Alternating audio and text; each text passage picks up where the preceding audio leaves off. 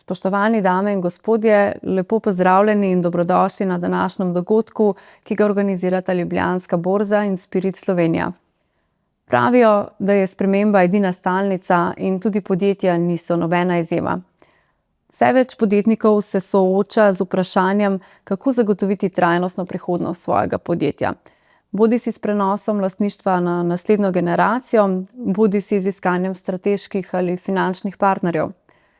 Na današnjem dogodku pa se bomo dotaknili prepogosto spregledane, a za razvoj družbe in gospodarstva izjemno pomembne teme, in sicer prenosom lastništva skozi kapitalske trge. Dogodek bo sestavljen iz dveh ključnih sklopov, in sicer predstavitve sodelovanja Ljubljanske borze in Spirit Slovenija ter okrogle mize o priložnostih podjetij na kapitalskih trgih. V prvem sklopu bomo torej osvetlili, kako Spirit Slovenija skupaj s Slovenskim podjetniškim skladom in Ministrstvom za gospodarstvo, turizem in šport podpira podjetja pri prenosu lastništva in pa kakšna je tudi vloga Ljubljanske borze pri podpori podjetij. Vljudno vas vabimo, da poleg današnjega dogodka preko spletnih strani in socialnih omrežij spremljate tudi druge vsebine borze in Spirit Slovenija ter izkoristite priložnosti za rast vaše družbe. Začeli bomo torej z uvodnim sklopom, kjer bomo predstavili pomen ustrezne priprave na prenos lastništva in priložnosti, ki jih nudijo kapitalski trgi. Pridružila se mi bosta gospod Rok Capelj, direktor Spirit Slovenije, in gospod Marko Bombač, predsednik uprave Ljubljanske borze. Lepo pozdravljena. Gospod Capelj, začeli bi kar z vami. Prenos lastništva podjetja je neizbežna tema za večino slovenskih podjetij. Več kot 80% jih je namreč v družinski lasti in lahko rečemo, da so hrbtenica slovenskega gospodarstva.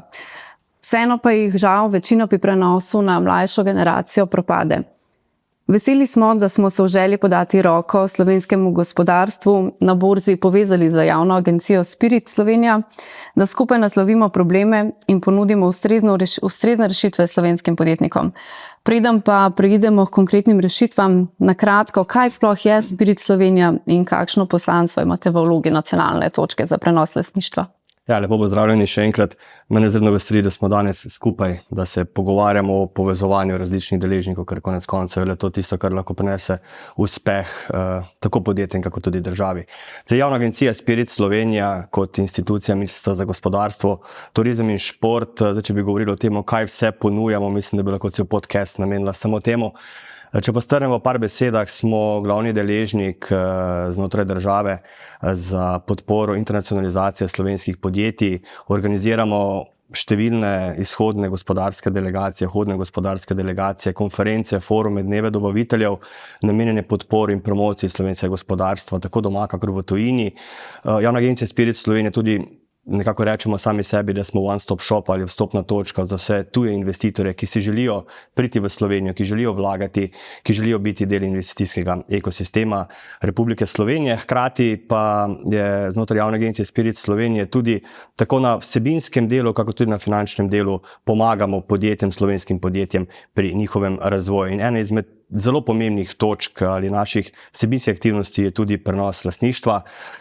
Že dobro desetletje smo kot agencija nekako osredotočeni k vsebinski in finančni pomoči podjetjem. Od leta 2019 tudi kontaktna točka za prenos lastništva, kjer res s pomočjo podpornih institucij pomagamo podjetjem razumeti, pomagati skozi aktivnosti, da je ta prenos maksimalen, optimalen in hkrati, da čim manj boleč za vsa podjetja. Jaz sem izredno vesel, da to izvajamo v sodelovanju z različnimi deležniki in tudi danes, da smo se povezali z Ljubljansko borzo, ker verjamem, da bo to v prihodnje tudi eden izmed pomembnih inštrumentov za podporo podjetjem. Ja, ko govorimo o nasledstvu, a imate mogoče kakšno zgodbo v rokavu, ki bi pokazala, s kakšnimi dilemami se podjetniki, ki se odločajo za prenos lastništva, soočajo? A imate kakšno zanimivo zgodbo, ki bi jo lahko podelili? Zdaj, vsaka podjetniška zgodba je unikatna, univerzalna, posebna. Tako da, če bi izpostavil eno, mislim, da ne bi naredil pravilno. Lahko v bistvu povem, da na eni strani poznamo, če rečemo temu, en sklop podjetnikov, obrtnikov, lastnikov, kateri se že zelo hitro zavedajo pomena prenosa lastništva, ki se zavedajo, da morajo že ob sami ustanoviti podjetje razmišljati o tem, narediti bodisi tako imenovano ustavo, si to zapisati v njihov DNK, da bo ta prenos lastništva najbolj optimalen in najmanj boleč za njih.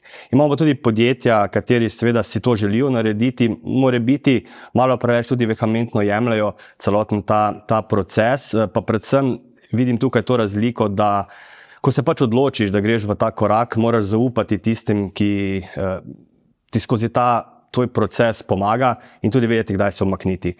Največkrat vidimo težave ravno takrat, ko je ta prenos na mlajše generacije že nekako narejen, vseeno pa obstoječi lastnik se noče umakniti in želi imeti nek tisti nadzor, kontrolo in potem trčimo med dve generacije, različno mišljenje.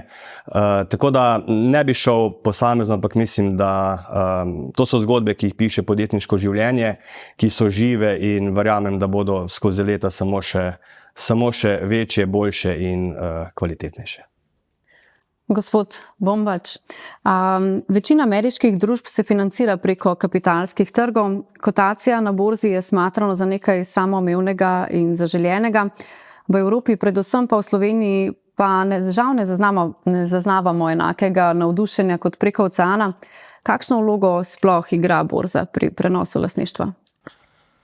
Ja, res je. V bistvu že, ko primerjamo ZDA z Evropo, so tle ogromne razlike. Kaj šele recimo, ko jih primerjamo s Slovenijo. ZDA recimo na podoben način, kot imajo oni podjetništvo v samem DNK-ju, podobno kot so prijazni do kapitala, tudi recimo na kotacijo na borzi, na IPO, gledajo skoraj, da kot na nekakšen statusni simbol. Kot recimo na zlato medaljo na olimpijskih igrah. Po drugi strani imamo v Sloveniji en zanimiv paradoks. Po eni strani je naše gospodarstvo bankocentrično naravnano, in v tem gospodarstvu smo velikokrat šli skozi obdobja, ko je bilo prisotno pomanjkanje kapitala. Po drugi strani pa se borze kapitalskih trgov otepamo kot mačka vroče kaše. Zdaj, razlog za to je najverjetneje v tem, da smo do 91. leta živeli v socializmu, ker ni bilo razvitega kapitalskega trga. Šele takrat se je pričel razvijati in če smo čisto popolnoma iskreni, v primerjavi z razvitimi kapitalskimi trgi, je še danes v povojih. In to se pozna tudi v trenutku, ko pridemo do debate glede prenosa lastništva. Zdaj, ko govorimo o prenosu lastništva, se pojavljajo tri recimo tiste najbolj običajne poti v Sloveniji, je prenos na družinske člane oziroma na mlajšo generacijo, prodaja strategov ali pa kotacija na borzi. Pri nas v Sloveniji sta najbolj recimo tisti pogosti opciji prva in druga, se pravi prodaja potomcem ali pa prodaja strategov. Zdaj sploh pri prvi recimo ne letimo na svoje vrstne izzive, saj recimo javno dostopni podatki kažejo, da nekje 2/3 družinskih podjetij pri prenosu na mlajšo generacijo propade. Pričemer zgolj 9% potomcev je motiviranih, da prevzamejo vodenje podjetja. Na to težavo recimo borza ponuja dobro rešitev, kapitalski trg ponuja dobro rešitev, vendar se zaradi razlogov, ki sem jih omenil, podjetja za to pogosto sploh ali pa zelo redko odločajo. Ena od rešitev za to je borza, kar pa se zaradi razlogov, ki sem jih prej omenil, zelo redko zgodi. Kar je škoda, ker borza dejansko ponuja super, kapitalski trg, borza ponuja super mehanizem za strukturiran in transparenten način za prodajo podjetja, za prenos lastništva. Zdaj, tle ni potrebno, da se podjetje v celoti takoj proda, ampak se lahko to prodajo postopoma dozira. Recimo obstoječi lastnik, ki želi recimo še vedno ohraniti upravljanje, nadzor, se lahko odloči za prodajo 25% delnic minus 1, na ta način ohrani statutarno večino in še naprej upravlja s podjetjem, ga nadzira. Zdaj, nekdo drug pa mogoče želi malo manj aktivno vlogo. Ta podjetnik, ta lastnik se lahko odloči za malo večjo prodajo, pa še vedno, oziroma tudi zaposli nekega profesionalnega menedžerja, Hkrati pa ohrani nadzor in je vključen v razdelitev dobička, se pravi v obliki dividend. Ne. Pozitivno je tle, da sedež podjetja ostane doma, hkrati pa se zagotovi tudi visoko kakovostno korporativno upravljanje, kar ima ogromno nekih koristi. Koristi za gospodarstvo, koristi za lokalno okolje, koristi za zaposlene, za partnerje in ne nazadnje, kar je tudi zelo pomembno, tudi za lastnike. Gospod Capelj, ko pa se vi pogovarjate s podjetniki, kako dobro se vam zdi, da poznajo borzo? Ko so že uvodoma rekli, Slovenija bazira na malih, srednjih, velikih podjetjih. Jaz mnogokrat pravim, da smo obrtniški narod, ker smo res tako fleksibilni in smo res ciljno usmerjeni v naše delo, da vidimo, da je ta finančni inštrument, ker imajo to možnost, oziroma Ljubljanska borza njim, še zelo nepoznano področje. Jaz verjamem, da, kot je bilo ravnokar rečeno, odpira veliko možnosti za njihov uspeh, za aktivnosti, katere lahko tudi v sklopu prenosa lastništva naredijo, tako da verjamem, da naša skupna aktivnost, katero sedaj izvajamo in verjamem, da jo bomo v prihodnje tudi nadgrajevali, bo samo še dodatni moment poznavanja slovenskih podjetij, aktivnosti Ljubljanske borze. Gospod Bombač, zakaj pa bi se podjetja odločila za financiranje prek kapitalskega trga? Kakšne so prednosti? Ja, prednosti je ogromno, ne, in upam si trditi, da močno presegajo tudi pomanjkljivosti, ne. Zdaj, recimo, ko pogledamo podjetja, ne, v primerjavi s podjetji, ki se financirajo zgolj z bančnim posojili, ne, so podjetja, ki se poslužujejo širše kapitalskega trga, imajo več kapitala na voljo. Več kapitala pomeni, da imajo več možnosti za rast in razvoj. Tle je logika enostavna. Se pravi, ko se ti financiraš, imaš več kapitala na voljo, boš lahko več investiral, bo tvoje poslovanje hitreje raslo, bo tudi tvoj denarni tok višji, kar avtomatsko pomeni tudi večjo možnost zadolževanja, bodisi pri bankah, bodisi z izdajo obveznic. In to avtomatsko pomeni zopet več investicij, hitrejša rast poslovanja. To je ena zadeva. Druga zadeva, ko prideš na kapitalski trg, ko prideš na borzo, si zavezan k visoki transparentnosti in tudi visokim standardom korporativnega upravljanja. Kdo bi rekel, da so to mogoče pomanjkljivosti, ne, zaradi tega, ker pač transparentnost seveda, ne, je povezana z večjo administracijo, z večjo birokracijo, ne, posledično večjimi stroški. Ampak jaz bi rekel, da ta transparentnost, visoki standardi korporativnega upravljanja, ne, to je sigurno ena pomembna prednost, ne, ker na ta način podjetje gradi na ugledu. Podjetje dela na kredibilnosti pri svojih partnerjih, postaje bolj prepoznavno, posledično to pomeni, da lažje dobi vrhunske kadre. Potem inštrumenti, ki so uvrščeni na borzo, ne, a bodisi so to delnice, obveznice, ne, in borza prenaša višjo likvidnost, kar pomeni, da je lažji vstop in izstop iz te naložbe. In ko damo vse to na kup, na nek način dobimo tudi višja vrednotenja, ki so praktično vsak dan dostopna tako za potencialne vlagatelje, ne, kot za obstoječe lastnike. En izjemno dober primer, kaj ponuja kapitalski trg, je recimo Tesla. Tesla je leta 2010 izvedla IPO, je bila uvrščena na borzo, ne. Takrat je bila vrednost podjetja nekaj več kot 1,5 milijarde dolarjev. Ne. Danes je to najvrednejši proizvajalec avtomobilov na svetu, pri čemer je njegova vrednost krepko presega 1000 milijard dolarjev. Se pravi, se je njegova vrednost v zgolj 14 letih povečala za skoraj 1000-krat. Vse to pa ne bi bilo možno brez kapitalskih trgov, brez zagotovitve kapitala prek kapitalskih trgov, ki je tudi cenejši, kot bi sicer bil. In tle je še ena zanimiva zadeva, ko je bil ta IPO, ne, je bil Elon Musk, CEO podjetja, skoraj 30% lastnik, danes se je njegovo lastništvo v teh 14 letih več kot razpolovilo.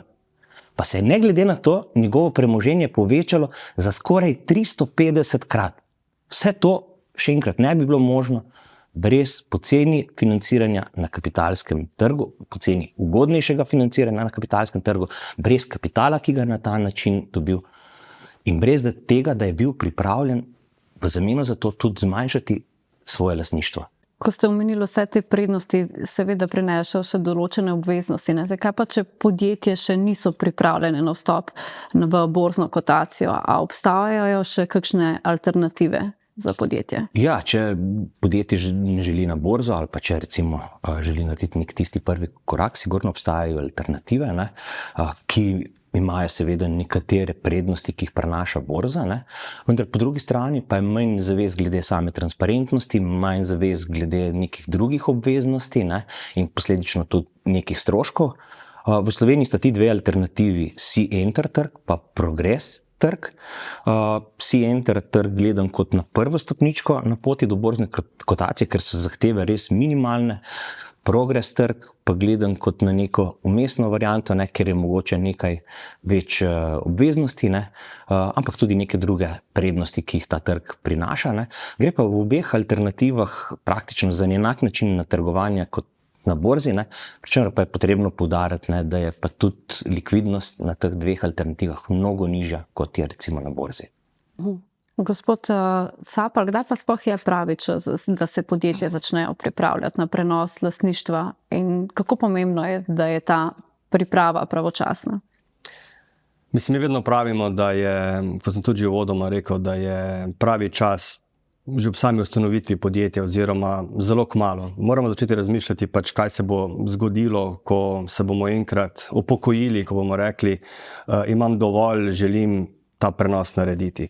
Vsi vemo, da pri samem prenosu lastništva ne gre zgolj za neko tehnično formalnost, ki jo izvedemo, ampak gre za nek poglobljen strokoven proces, ki je mnogokrat povezan tako s kadrovskimi, finančnimi in tudi s čustvenimi vtisi.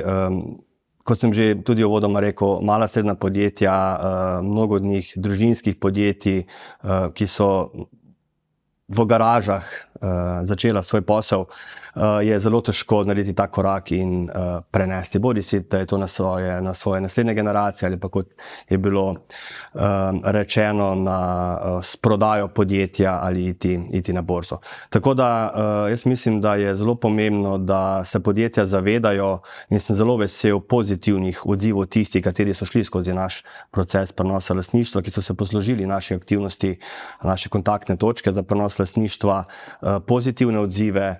Je pa res, da je to le proces, ki terja čas, ampak jaz verjamem, da ta čas, ki bo investiran, ne bo za manj in bo, kot v poslu dobro poznamo, bo vsaka sekunda prinesla nek pozitiven rezultat. Kaj pa Spirit Slovenija nudi podjetnikom na tem področju prenosa lastništva in kaj so te voucherji za prenos lastništva? Kako jih podjetja lahko sploh koristijo? Tako, v sklopu same kontaktne točke se res nudi celoviti proces prenosa lastništva. Predvsem nekako mi govorimo, da so to razdeljeno v 3 sklope. Eno je informiranje deležnikov, se pravi pravnih subjektov skozi delavnice, skozi izobraževanje, katera izvajamo z našimi partnerji.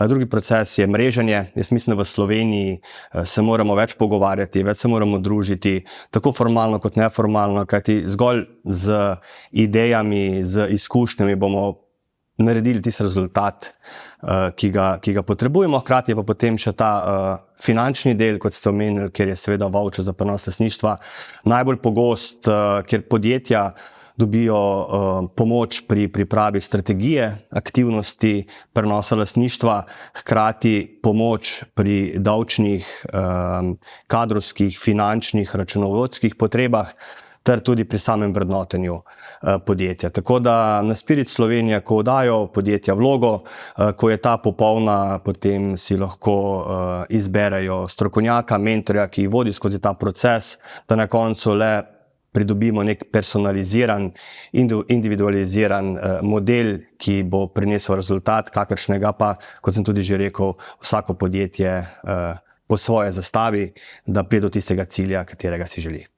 Hvala. Gospod Bombač, omenili ste, da borza nudi možnost za prenos lastništva preko borzne kotacije, omenili ste tudi MTF trg. Kaj pa še nudi borza podjetjem, poleg možnosti prenosa lastništva? Ja, poleg prenosa lastništva sigurno nudi tudi možnost razpršitve virov financiranja, bodi si prek izdaje novih delnic, to je nov vir financiranja, bodi si prek izdaje dolžniških inštrumentov. Tle imamo v mislih obveznice in komercialne zapise, kar gre za alternativo bančnim posojilom. Zdaj, ko govorimo o Sloveniji, sem že omenil, da gre za bankocentrično gospodarstvo, in da smo večkrat šli skozi obdobja, ko je bil dostop do kapitala precej omejen. In v takšnih obdobjih se je izkazalo, da podjetja, ki so se zanašala pretežno ali pa izključno na bančna posojila, so bila precej bolj ranljiva od podjetij, ki so mogoče imele že v začetku, v samem štartu, vire financiranja malo bolj razpršene. Podobno kot recimo, ko investiramo, govorimo, da je fajn zagotoviti razpršitev, da ne nosiš jajc v eni košari. Podobno je fajn tudi pri podjetjih, pri upravljanju svoje bilance, razmišljati o razpršitvi virov financiranja, ker ti to zmanjšuje nivo tveganj. Zdaj, kdaj je pravi čas? Zato menim, da je to danes, zaradi tega, ker gre gospodarstvo dobro, se pravi, to bi bilo smiselno danes, ko gre gospodarstvo dobro, saj lahko postopoma gradijo na ugledu na kapitalskem trgu in na vzpostavljanju odnosov s potencialnimi vlagatelji. Zdaj, mogoče še ena zadeva, ko govorimo o dodatnih virih financiranja in obveznicah in komercialnih zapisih, to gre za razpršitev financiranja. Po drugi strani je pa to tudi super prvi korak za to, da se podjetja spoznajo s kapitalskimi trgi, z borzo, ker jim omogoča na nek način v bistvu neko pot, začetno pot k bolj transparentnemu poslovanju, mogoče tudi zagotavljanju nekih obveznosti, ki jih vsem izdaja obveznic prinaša. Ampak tudi tle so bistvene razlike. Če pogledamo recimo borzni trg za obveznice ali pa delnice, so zahteve bistveno niže. Tudi če gremo na obveznice in komercialne zapise, obstajajo razlike glede na borzni trg ali pa C-enter trg. Mogoče tisti prvi korak je smiselno razmišljati v okviru C-enter trga, kjer gre za res minimalne obveznosti za podjetja. Ja, ampak dejstvo je, da so podjetja s temi priložnostmi na kapitalskih trgih premalo seznanjena. Kakšne aktivnosti pa v letu 2025 Ljubljanska borza načrtuje s Spirit Slovenija, predvsem z namenom olajšati in tudi optimizirati prenose lastništva podjetij? Ja, res je, da so, tudi to sam zaznavam v pogovoru s podjetniki, da so mogoče velikrat malo seznanjena s tem, kaj kapitalski trgi ponujajo. Ravno zaradi tega smo se povezali s Spiritom in ravno zaradi tega načrtujemo skupno sodelovanje v obliki nekega pilotnega projekta na področju izobraževanja. Zdaj, ključni sta dve aktivnosti, partner program in partner professional program. V okviru partner programa gre za v bistvu izobraževanja s področji, kot so poslovne finance, recimo predstavitev kapitalskih trgov, prenos lastništva. Ko pogovorimo o programu partner professional, so pa tle mišljene predvsem delavnice z področja finančnih inštrumentov, ki so na voljo na kapitalskih trgih. Zdaj, cilj je, želja je, da bi podjetjem približali idejo, da kapitalski trgi niso samo za velike igralce, ampak da so tudi primerni za uspešna srednja velika podjetja in tudi mogoče manjša. Želimo nekako odpraviti ta strah in predsodek, ki velja glede kapitalskih trgov. Namreč ne želimo si, da bi podjetja zaradi mogoče neoptimalnega, manj optimalnega financiranja in prenosov lastništva stagnirala ali pa celo propadala, temveč, da bi recimo po vzoru Tesle, s pomočjo, ki jo nudijo kapitalskih trgih prosperirala. Gospod Capelj, za kakšne družbe pa je program primeren in pa kakšne so sploh koristi za družbe, ki se ga bodo udeležile? Ja, v osnovi, tako danes govorimo, mala srednja podjetja so tiste, katere želimo nagovoriti, katere želimo skupaj informirati o tem, kakšne možnosti imajo. Jaz sem vedno zagovornik tega, da vedno mora biti nek balans med velikimi podjetji in malimi srednjimi podjetji. Velika podjetja so na koncu koncev tudi tista, katera omogočajo malim in srednjim velikim podjetjem, da vstopajo v nabavne verige. In naša skupna naloga, če lahko temu rečemo, je, da mala in srednja podjetja informiramo, jim damo možnosti, da lahko izberejo, predvsem pa ta strah, to tveganje, ki je v današnjem času, ki je še posebej, mislim, da smo iz ekonomskega vidika v enem največji transformaciji gospodarstva v zgodovini. Strah seveda je prisoten, vidimo, kaj se dogaja po svetu, ampak jaz verjamem, da naša podjetja so v tako dobri kondiciji zaradi sebe in hkrati tudi zaradi podpornega okolja, ki jim omogočamo, da bodo lahko imela možnost se odločiti za takšen ali drugačen prenos lastništva, hkrati pa verjamem, da skozi to, da jim bomo skupaj tudi ponudili še ostale možnosti, ki jim lahko tudi Ljubljanska borza kot takšna nudi. In kot rečeno že uvodoma, mi kot javna agencija Spirit Slovenija smo tukaj, da pomagamo podjetjem, da jim pomagamo skozi promocijo in da jim dajemo možnost, da bodo posel naredila, ker oni so tisti, ki znajo, da bomo rekli besedo, preklemano dobro posel delati, mi smo pa tisti, kateri jim moramo zagotoviti, da bo imeli prave sogovornike na drugi strani. Hvala. No, za zaključek, gospod Capelj, kaj pa bi svetovali podjetnikom, ki razmišljajo o prenosu lastništva, pa ne vejo, kje začeti? Jaz bi predvsem rekel, upajte si, pojdite skozi ta proces. Mi smo tukaj kot javna agencija Spirit Slovenija, ki bomo nudili to podporo.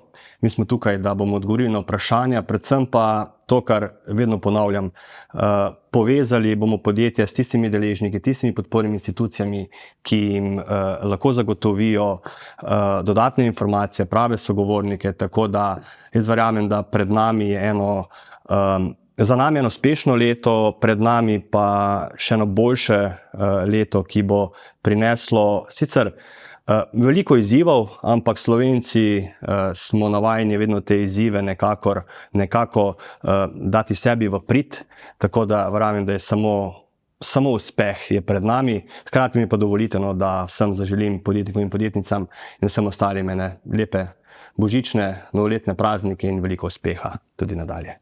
Gospod Capelj, gospod Bombač, najlepša vam hvala za vaše odgovore.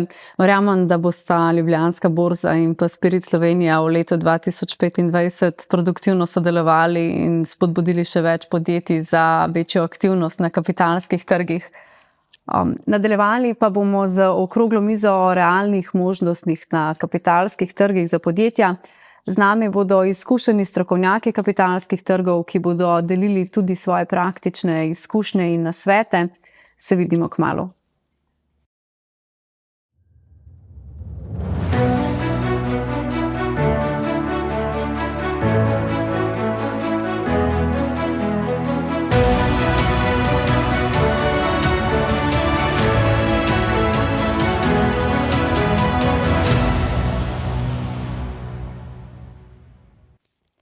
Lepo pozdravljeni in dobrodošli na drugi okrogli mizi dogodka o prenosih lastništva, ki ga organizirata Ljubljanska borza in Spirit. Dejstvo je, da se kljub vsem prednostim premalo podjetij odloča za prenos lastništva in financiranje preko kapitalskega trga. Danes so se nam zato pridružili izkušeni strokovnjaki kapitalskih trgov, ki bodo z nami delili svoje izkušnje in pa osvetlili priložnosti, ki jih slovenski kapitalski trg ponuja za podjetja. Z nami so gospod Karel Kač, svetovalec za korporativne finance iz družbe NLB, gospod Dejan Divjak, finančni direktor iz družbe Income in pa gospod Matej Rigelnik, izvršni direktor družbe Equinox. Karel, pa če začnemo kar s tabo. Podjetja pri financiranju svojega poslovanja in pri reševanju nasledstvenega problema na kapitalski trg in borzo niti ne pomislijo. Zakaj misliš, da je temu tako? Zdaj, če govorimo o financiranju poslovanja kot takega, mislim, da situacija ni tako slaba. Ne? Mislim, da imamo kar nekaj podjetij, ki v Sloveniji dejansko se financirajo na tak način. In Dejanov v bistvu Income in Matej, ki v bistvu predstavlja Equinox, obe ti podjetji z lahkoto v bistvu se financirajo z izdajo obveznic. Na tej točki tudi čestitam Dejanu za ravnokar uspešno zaključeno izdajo obveznic, kar je v bistvu velik uspeh. Tako da imamo v bistvu recimo slabih 10 podjetij, ki bolj ali manj redno na kapitalskih trgih sodelujejo. Ne? Ko pa pridemo do lastniških vrednostnih papirjev, se pravi kotacije delnic, je pa dejansko trg, jaz po moji oceni ta trenutek precej slabo razvit. In razlogov je več, lahko govorimo o majhnosti trga, lahko govorimo o malem številu vlagateljev, o relativno majhni velikosti naših šampionov, ne, ki bi jih radi videli na borzi. Ampak mislim, da vsi ti objektivni razlogi ti problemi se dajo rešiti. Ne. Kar vidim je, da na splošno slovenski kapitalski trg je relativno aktiven. Ne. Venture skladi prihajajo, investirajo v naše startupe. Private equity skladi se doma razvijajo in investirajo. Prihajajo tuji private equity skladi. Ne. Imamo določene že družinske firme, ne, ki v bistvu doma prevzemajo druga podjetja, ne, potem, ko so mogoče neki veliki podjetniki lastna podjetja prodali, ne, in dobili ta kapital. Tako da v bistvu dogaja se ogromno, ampak je vse v neki privat sferi. Manjka nam pa javna sfera, ne, se pravi ta del, te transakcije, ki bi se končale z borzno kotacijo. Ne. Jaz mislim, da se podjetniki dostikrat nekako razgledujejo po okolju, v katerem delujejo, vidijo dosti pozitivnih zgodb iz teh privat transakcij in zgled vleče. Jaz mislim, da zaradi tega dostikrat nekako ta opcija, da bi šli na javni trg, ne dobi pozornosti, ne, že v neki fazi načrtovanja, ki bi si jo mogoče zaslužila. Ne. In to je neka inercija, ki bi jo bilo po mojem na nek način treba presekati, da se dejansko vsakeč, ko je neka firma naprodaj, pogovarjamo tudi o možnosti, se pravi exita ali pa dokapitalizacije, kakorkoli na javnem trgu. Ne. Matej, ti kapitalski trg poznaš in si strokovnjak na tem področju in predstavljaš eno od redkih družb, ki se je odločila za uvrstitev delnic na Ljubljansko borzo. Kakšna pa je izkušnja družbe Equinox s kotacijo na borzi? Jaz mislim, da je Karel zelo dobro opisal to generalno situacijo v Sloveniji. V Sloveniji se podjetniki v veliki meri ali pa v izključni meri odločajo potem, ko pride podjetje v neko fazo razvoja ali pa v neko fazo zgodovine tega podjetja, da se odločijo in to podjetje prodajo tujemu strateškemu vlagatelju ali pa nekemu private equity skladu, kar se zdaj v Sloveniji zelo raste kot gobe po dežju. Nikoli pa ne razmišljajo o tem, da bi, tako kot je Karel povedal, del svojega premoženja preko uvrstitve delnic pa podjetja na borzo prodali preko borze. To sploh nikoli ni nihče razmišljal o tem. Mi smo kot Equinox že prej bili, kot predhodnik Equinoxa Union Hoteli na Ljubljanski borzi in mi smo se odločili ta poslovni model potem spremeniti. Se pravi, smo vse nepremičninski del tega portfelja oddelili v družbo Equinox, vse hotele dolgoročno oddali, ali pa vse nepremičnine dolgoročno dali in potem uvrstili te delnice nazaj na borzo. Mi imamo zdaj trenutno okoli 600 delničarjev, od tega en večinski delničar, ki ima 71 ali pa 70% delnic, je tudi Republika Slovenija v obliki kapitalske družbe z 18% in še ostalih 530 delničarjev, ki so majhni delničarji. In nam se je število delničarjev, odkar smo prišli na borzo, mislim, da skoraj podvojilo ali pa zelo blizu podvojilo, tako da neki interes za vlaganje strani majhnih vlagateljev v Sloveniji obstaja. Naša izkušnja z borzo je v generalu pozitivna. Seveda zahteva neko strukturo, ki jo kot nek samostojni podjetnik verjetno nimaš, zahteva neko določeno poročanje, si podvržen neki reviziji, se pravi nek administrativni postopek, ki ga kot samostojni podjetnik nimaš. Na drugi strani pa prinese tudi neke prednosti, ker se neki sistemi uredijo. Nek ta poročilni sistem je sigurno dobro, da podjetje ima. In generalno bi rekel, med dobro in prav dobro, cena 3 ali pa 4. Jaz mislim, da bi se morali pa generalno več podjetij odločiti in razmisliti o tem, ali je res alternativa izključno samo ena in to je prodaja nekemu skladu ali pa tujemu strateškemu vlagatelju.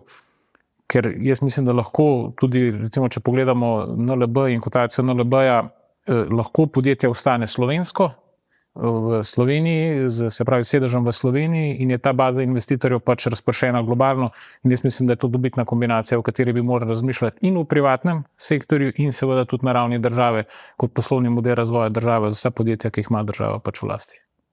Ja, ampak pri uvrstitvi delnic na borzo ne gre zdaj nujno za zgolj željo po prenosu lastništva, ampak gre lahko tudi za zbiranje dodatnega lastniškega kapitala. Zdaj, gospod Divjak, Dejan, v katerem primeru bi na primer Inkom se odločil za zbiranje dodatnega lastniškega kapitala za financiranje poslovanja namesto dolžniškega in nasplošno, v katerih primerih bi bilo to za podjetje smiselno? Ja, jaz mislim,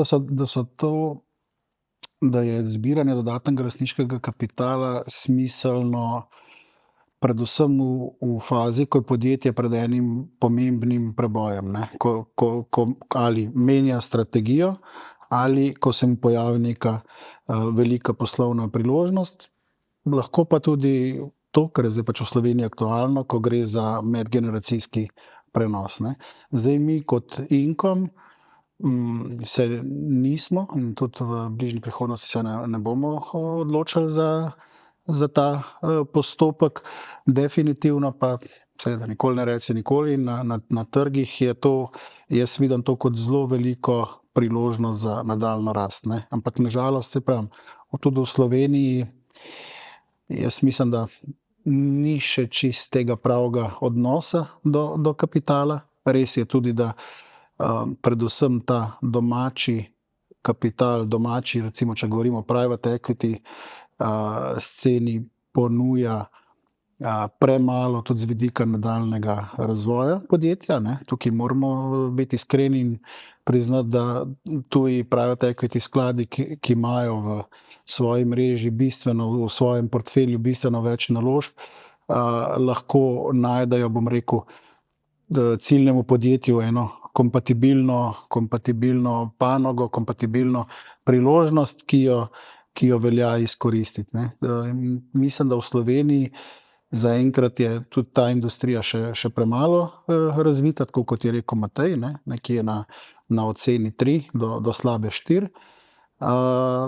Seveda se bo pa, jaz pričakujem, da se bo zgodil nek pospešek, ne? Zdaj s temi dogodki v zadnjih 2 letih se je dokazalo, da se tudi za te namene lahko zbere precej kapitala, ne? Ampak zaenkrat še prevladuje dolžniško financiranje.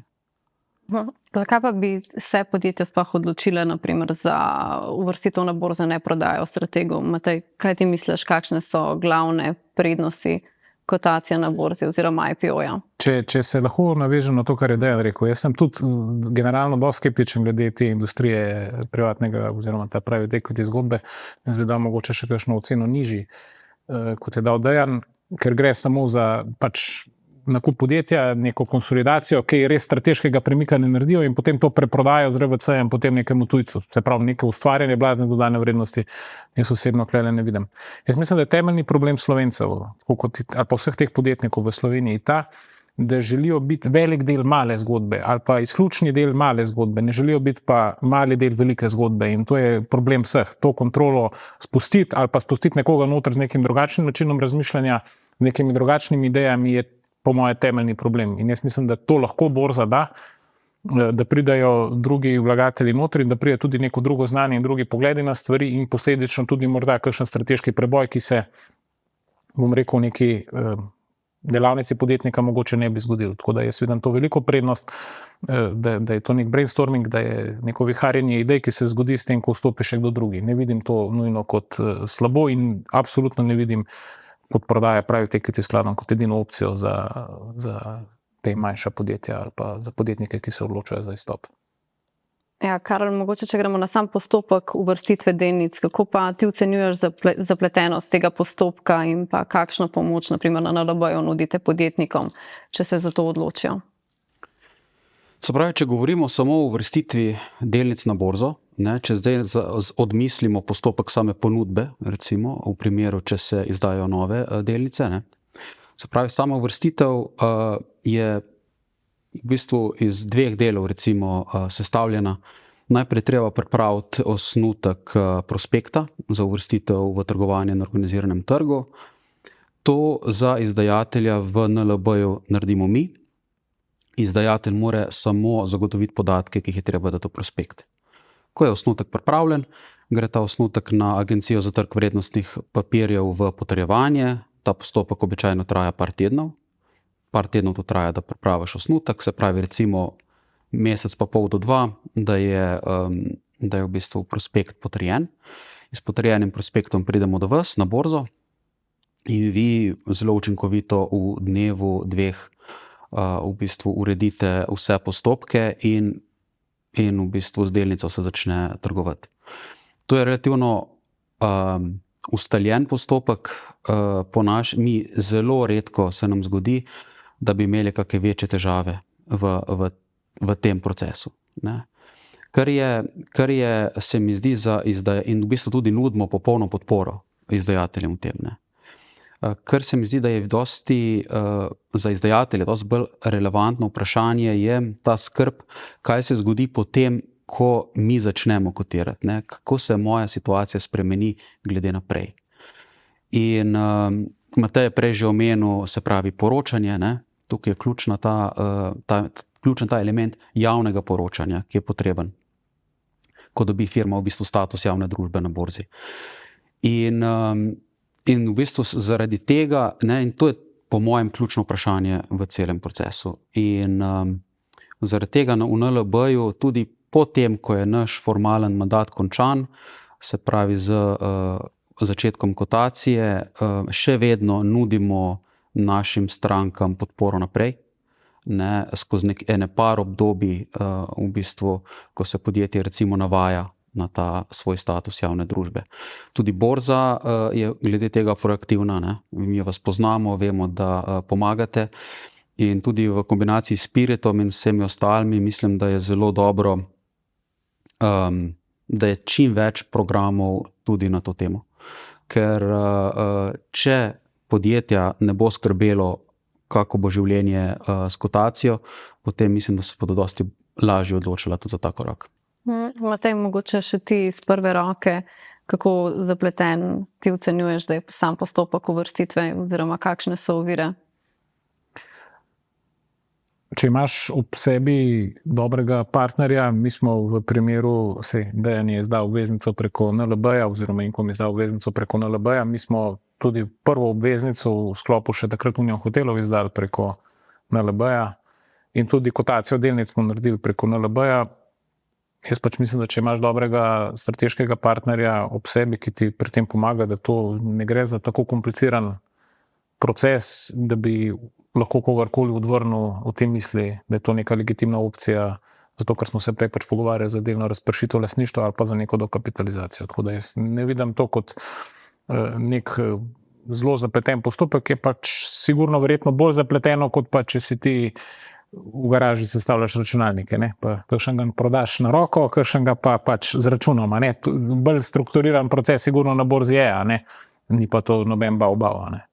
Mi se imamo tudi na borzi zelo fajn, no? In sploh pa, če kot podjetnik ali pa kot podjetje itak delaš na nek transparenten način, če to še pokažeš v obliki nekega poročila, kaj pa je to, ne? Če mi kakšnokoli vprašanje strani delničarja, pa jih dobimo kar nekaj, vedno poskušamo odgovoriti in jaz mislim, da če nimaš kaj za skrit, to ni nobena težava.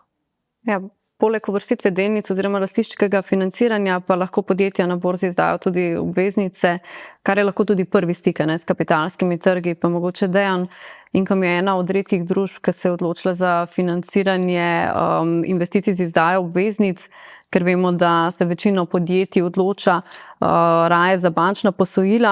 Če se ne motim, si ti kariero pričel ravno na kapitalskih trgih, je zdaj to razlog, da ste se odločili za izdajo obveznic in pa kaj ti misliš, da so glavne ovire, da se več podjetij ne odloča za tako financiranje poslovanja prek borze? Ja, zagotovo tudi to, da sem bil svoje čase udeleženec na kapitalskih trgih, pa da je to navdušenje ostalo, je tudi to verjetno eden izmed razlogov, da sem lastniku predstavil tudi to možnost financiranja na kapitalskih trgih. Definitivno v našem primeru, ne, se pravi, mi smo že več kot desetletje pretežni izvoznik, naš delež izvoza je več kot 90%. In naši kupci so tudi pomembni lastniki blagovnih znamk, ne. In tudi oni se financirajo preko inštrumentov na kapitalskih trgih in tudi oni so zelo pozorni kako njihovi dobavitelji funkcionirajo. Ne? In eden izmed teh yearly reviewjev, ki ga oni delajo v sklopu svojih dobaviteljev, je tudi financiranje. Ne? In jaz mislim, da je to za razvite delniške trge ali pa obvezniške razvite finančne trge je obvezniški trg itak neka normalnost, ne? Pri nas malo manj, ampak njim sigurno daje to nek pozitiven signal, da je podjetje sposobno pridobiti vire tudi na obvezniških trgih. Zdaj, razlog, da je tega relativno malo, je verjetno tudi malo zgodovinski, malo mogoče tudi nepoučenost, ne? Malo normalno, da za večino je lažje pridobiti bančni kredit, ne? Za večino podjetij, čeprav mi smo šli to pot, ne? Da smo že leta 2014, ko smo izdali prvi komercialni zapis, je bilo to neko naše spoznavanje s tem trgom in hkrati spoznavanje udeležencev na teh trgih z našim podjetjem. Ne? In tudi ta izdaja, ki je bila zdaj, jaz mislim, da je en velik znak zaupanja. Ne? Ni pa to, jaz če primerjam bančno financiranje in obveznico, pač povsod, če se navežem malo, kot je rekel Matej, ne, povsod je pomembna transparentnost, bom rekel iskrenost, ne, tudi včasih, ko se ti kaj zalomi, ko ne gre vedno najbolje, ker vedno ne gre vse kot po maslu, ne. In jaz te uvrstitve oziroma to vrstno financiranje samo pozdravljam in upam, da ga bo več. Ne. Ja, Karel, pri NLB-ju pomagate podjetjem tudi pri izdaji obveznic in pa komercialnih zapisov. Za katera podjetja pa je to primerno in pa kakšne so obveznosti podjetja, ki se za to odloči? Spravi, za katera podjetja je to najbolj primerno? Načeloma mora biti podjetje dovolj veliko, ne? Če res čez prst povedano, finančni dolg tacega podjetja ali pa sposobnost se zadolžiti, mora biti vsaj 5 milijonov evrov. Ne? Da se pravi, da potem lahko narediš neko majhno izdajo, ki ni celoten dolg. Ne? Ker potem v bistvu, če imaš celoten dolg v enem finančnem inštrumentu, je to lahko relativno tvegano, potem z vidika refinanciranja in drugače. Ne? Ja, se pravi, komercialni zapisi, Dejan je omenil, Inkom je začel z njimi. Mislim, da je to pot kar nekaj podjetij v Sloveniji v bistvu prehodilo, v smislu, da so začeli s komercialnimi zapisi, ne? Tak je bil recimo tudi Genij, Titus Dekani, Valiant, vsi so začeli s komercialnimi zapisi in potem v bistvu nadaljevali z obveznicami. Se pravi, jaz mislim, da podjetje, ki se prvič srečuje z kapitalskim trgom, je dejansko komercialni zapis dobra rešitev, če seveda mu kratkoročno financiranje ustreza. Ne? Če imaš ti zelo dolgoročne naložbe, seveda jih ne moreš s komercialnimi zapisi financirati. Ne? Tako da to je nekaj, kar bi rekel, ključna prednost komercialnega zapisa je tudi to, da v bistvu tudi vlagatelji, ko se prvič srečajo z določenim izdajateljem na trgu, dosti lažje v bistvu investirajo v komercialni zapis, ker je to kratkoročen papir, in se pravi, se ne vežeš za zelo dolgo obdobje z izdajateljem. Ne? In čez nekaj let, recimo, ko se komercialni zapis nekajkrat refinancira, se zgradi ta odnos zaupanja in je potem tudi povpraševanje po obveznicah tega podjetja toliko pač večje, ne? Ker imajo vlagatelji to zaupanje. In to je, mislim, da neka naravna evolucija, skozi katero gremo. Ne? In še zadnja stvar, pri komercialnih zapisih je tudi ključno, da niso po zakonu o trgu vrednostnih papirjev vrednostni papirji, ampak samo finančni inštrumenti, kar pomeni, da je regulativa za njimi bistveno drugačna. Na ATVP-ju ni potrebno v bistvu potrebovati prospekta za kotacijo, ne? In tudi obveznosti za poročanje so bistveno manjše. Tako da za nekoga, ki prihaja na kapitalski trg prvič, je res komercialni zapis, mislim, da dobra varianta. Da, mogoče iz prakse, kakšne so obveznosti torej za družbe, ki se odločijo za izdajo obveznic na kapitalskem trgu? Zaenkrat, kot sem rekel prej, jaz ne vidim nobene razlike med obveznostjo iz naslova obveznice ali pa nekega dolgoročnega kredita, če zdaj izpostavimo obveznico. Ne. Jaz mislim, tukaj največja naloga pri selekciji inštrumenta je na finančniku. Ne. Finančnik je tisti, ki mora v vsakem trenutku zelo dobro poznati razmere na finančnih trgih, mora razumeti poslovni model firme, v kateri je, mora razumeti, v kateri razvojni fazi v ciklu je podjetje in mora znati učinkovito kombinirati te inštrumente, ki so na voljo. Ne. Zdaj, bom rekel, neke razlike v poročanju ali pa v pristopu do financerjev ni. Ne. V obeh primerih je ključna in najbolj pomembna transparentnost, ažurnost objavljanja podatkov, ne, ker le tisti, ki je dobro obveščen vlagatelj, je tudi miren vlagatelj, ne. In to je v osnovi to. Ja, Karel, mogoče, če se vrnemo k tebi, zavedamo se, da pač pri nagovarjanju malih in srednjih podjetij borza zaradi vseh obveznosti ni nujno najbolj primerna rešitev v vsakem trenutku, ampak vseeno obstajajo alternative, naprimer MTF trg, kjer si družbe s kotacijo ne nakopljajo nekih dodatnih obveznosti, poročanja, naprimer, koliko jih imajo javne družbe. Kako dobro pa ocenjuješ, da podjetja poznajo ta segment in ali je lahko to opcija za predpripravo na potencialni vstop na potem borzno kotacijo? In pa ali vidiš kakšne prednosti v tem, da se družbe uvrstijo torej predhodno na MTF trg? Ja, jaz bi se za trenutek navezal na Dejanov komentar. V bistvu prvo je rekel, da ne vidi razlike bistvene zdaj ali pa prej. Ne. To mi zelo pozdravljamo, ne. Ker ko ti greš do katerega koli vira kapitala, ali je to na kapitalskem trgu, ali je banka, moraš biti transparenten in v bistvu moraš poročati po standardih, ne. Po relativno visokih standardih, kar ti potem tudi odpira vrata, kjerkoli že pač iščeš kapital. Ne. In drugi vidik, ki je pa zelo pomemben, je, da zdaj recimo tudi vaša nova obveznica bo šla na C-Enter, ki se ga ti, Jana, zdaj omenila. Ne. In C-Enter ima to prednost pred recimo neko standardno oziroma recimo tradicionalno borzno kotacijo, da je manj reguliran trg. Ne, se pravi, izdajatelji se morajo bolj ali manj držati samo pravil borze in uredbe o zlorabi trga. Ne, se pravi, to je nek higienski minimum. Ne, takoj, ko govorimo o zlorabi trga, vemo, da mora iti nekaj zelo narobe, ne, da bi jo nekdo kršil. Ne. Se pravi, mora biti nek naklep, v bistvu neka goljufija, kriminalno ozadje. Ne. Tako da v bistvu trg je relativno malo reguliran in zaradi tega v bistvu za izdajatelje manj težek, ko bi rekel, lažje je v bistvu uvrstiti v trgovanje papirje tam. Pri čemer ima pa v bistvu C-Enter in običajno se uporablja segment Advance tudi to prednost, da večina vlagateljev priznava vrednostnim papirjem, ki kotirajo na C-Enter, status tržnega vrednostnega papirja. Ne?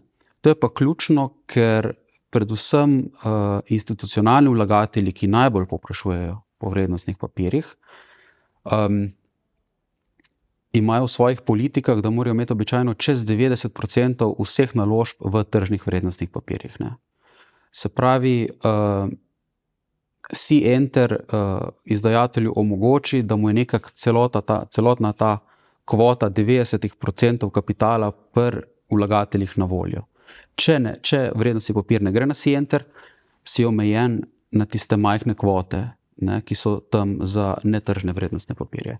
Se pravi, na nek način lažje prideš zraven, ni tako regulatorno zahtevno in v bistvu dobiš praktično vse pluse ta prave, recimo klasične kotacije.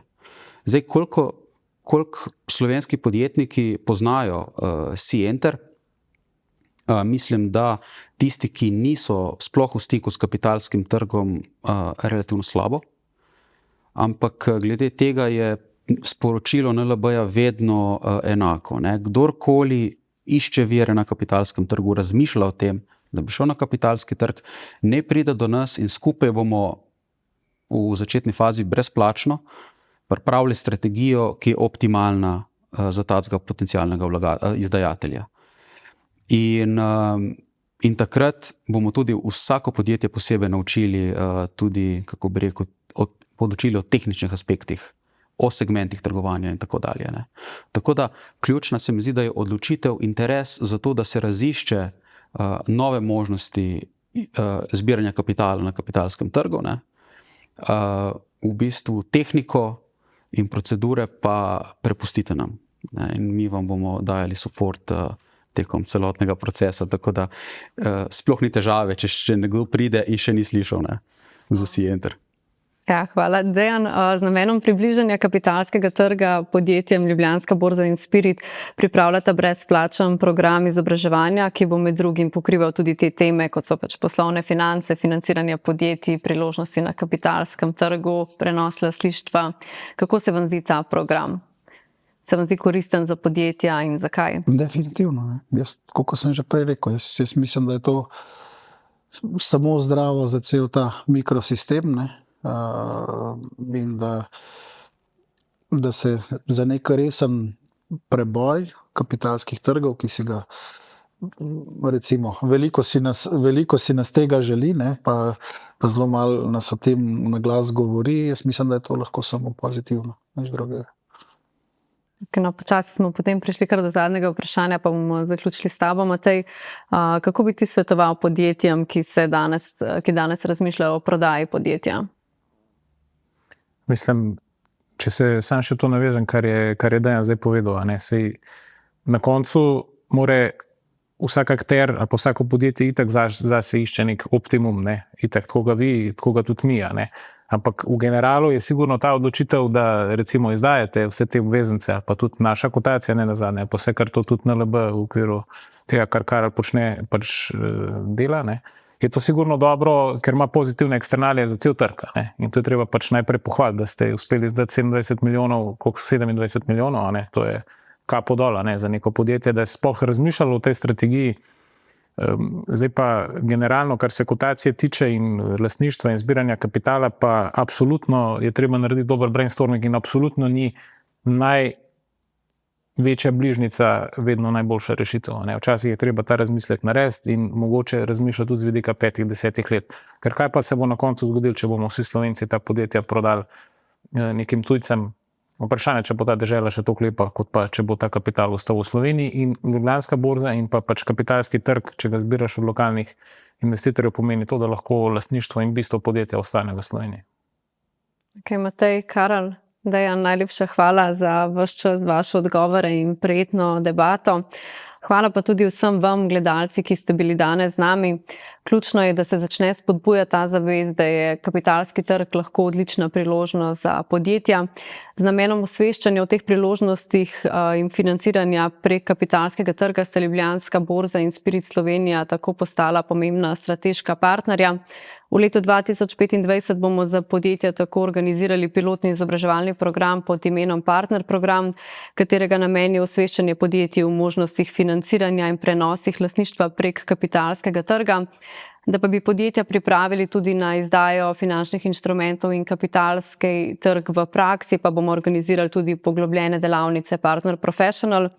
Vljudno vas vabimo, da spremljate socialno omrežje in spletno stran Ljubljanske borze in Spirit Slovenija ter izkoristite to priložnosti strokovnjakov kapitalskih trgov pri finančni in lastniški optimizaciji vaše družbe.